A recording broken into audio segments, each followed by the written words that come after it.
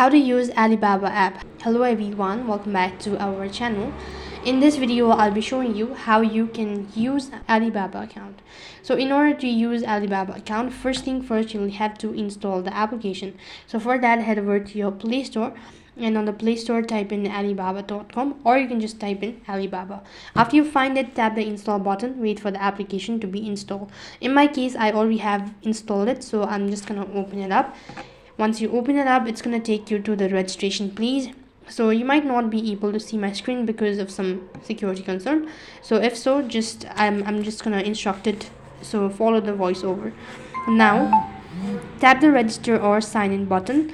If you don't have an account, select either one of the methods such as Facebook, Google, or your email address to create an account. So I'm going to go with the Google account. After you've done that, you've successfully created an account.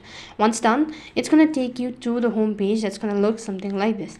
Now, in order to look for a product that you wish to purchase, you'll need to go ahead and tap the search bar from the top and type in what you're actually looking for, and then you'll be able to find all sort of category.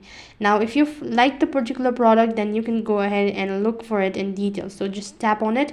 After you've done that, in order to add the product, and you can go through all sort of details. If you like the product, then you can chat with the dealer. You can just tap on chat now or send inquiry, all sort of things. You can see the prices and all that stuff. And apart from it, you can also go to stores.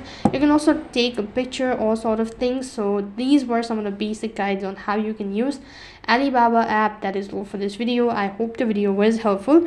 Make sure to like, share and subscribe to our channel. Thank you for watching. See you in the next video.